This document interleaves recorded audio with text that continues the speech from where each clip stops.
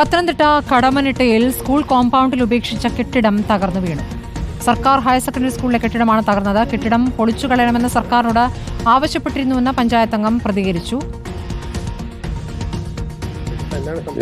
ഇത് 2 വർഷമായിട്ട് കുട്ടികൾ പഠനത്തിന് ഉപയോഗിക്കുന്ന ഒരു ബിൽഡിംഗ് അല്ല.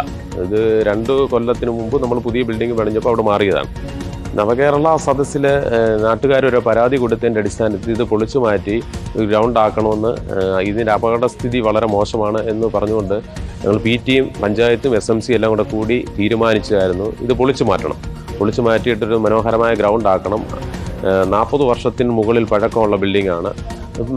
പൊളിച്ചു മാറ്റണം എന്നുള്ള ഒരു അഭ്യർത്ഥന വെച്ചായിരുന്നു. സർക്കാരിൻ്റെ നൂലാമാലകളിൽപ്പെട്ട് എപ്പോഴും താമസം വരികയാണ്. അപ്പം അങ്ങനെ വരുന്ന സാഹചര്യത്തിൽ ഇതിൻ്റെ തൊട്ടപ്പുറത്തൊരു ക്രിക്കറ്റ് കളിക്കുന്ന സ്ഥലമായിട്ട് കുട്ടികൾ ഉപയോഗിക്കുന്നുണ്ട്.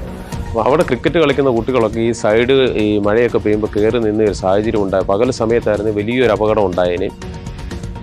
പ്രവീൺ പുരുഷോത്തമൻ വിവരങ്ങളുമായി. പ്രവീൺ, ഉപേക്ഷിച്ച കെട്ടിടമാണ്, പക്ഷേ അത് പൊളിച്ചു കളയാൻ ആവശ്യപ്പെട്ടിട്ടും അത് ചെയ്യാതിരുന്നു. അത് തകർന്നു വീഴുകയും ചെയ്തിരിക്കുന്നു. എന്താണ് വിവരങ്ങൾ?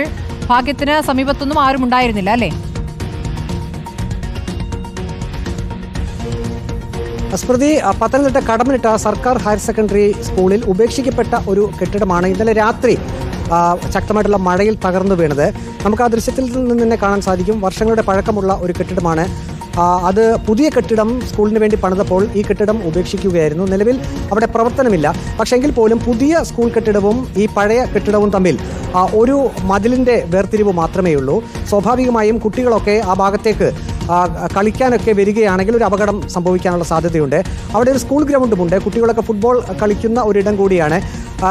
ആ വാർഡ് മെമ്പർ തന്നെ പറഞ്ഞത് നമുക്ക് കേട്ടാൽ മനസ്സിലാകും. മഴയൊക്കെ പെയ്യുന്ന സമയത്ത് ഉപേക്ഷിക്കപ്പെട്ട കെട്ടിടത്തിൻ്റെ വരാന്തയിലൊക്കെ കുട്ടികൾ കയറി നിൽക്കാനുള്ളൊരു സാധ്യതയുണ്ട്. അതൊക്കെ മുൻകൂട്ടി കണ്ടുകൊണ്ടാണ് വാർഡംഗവും ഒപ്പം തന്നെ സ്കൂൾ അധികൃതരുമൊക്കെ നേരത്തെ സർക്കാരിനോട് തന്നെ ഈ കെട്ടിടം പൊളിച്ചു മാറ്റണമെന്നൊരു ആവശ്യം ഉന്നയിച്ചിരുന്നത്. അതിൻ്റെ വേണ്ട പരാതികളും അപേക്ഷയും ഒക്കെ നൽകിയിരുന്നു. പക്ഷേ നാളിത്രയുമായിട്ടും ആ പഴയ കെട്ടിടം അത് ജീർണാവസ്ഥയിൽ അവിടെ തന്നെ നിൽക്കുകയാണ്. അതാണിപ്പോൾ ഇടിഞ്ഞു വീണിരിക്കുന്നത്. ഇനിയിപ്പോൾ ബാക്കി ഭാഗങ്ങൾ കൂടി അവിടെയുണ്ട്. ഒരു ഭാഗമാണ് ഇടിഞ്ഞു വീണിരിക്കുന്നത്. ഇനിയിപ്പോൾ വരും ദിവസങ്ങളിലും കുട്ടികളൊക്കെ അവിടെ എത്താനുള്ളൊരു സാധ്യതയുണ്ടെന്നാണ് വാർഡംഗം രമേശൻ പറയുന്നത്. ഏതായാലും ഇക്കാര്യത്തിൽ വിദ്യാഭ്യാസ വകുപ്പ് അടിയന്തരമായിട്ടുള്ള നടപടി എടുക്കണമെന്ന ഒരു ആവശ്യം കൂടിയാണ് വാർഡംഗം ഇപ്പോൾ പറഞ്ഞിരിക്കുന്നത്. സ്മൃതി. ശരി, പ്രവീൺ പുരുഷോത്തമനാണ് വിവരങ്ങൾ നൽകിയത്.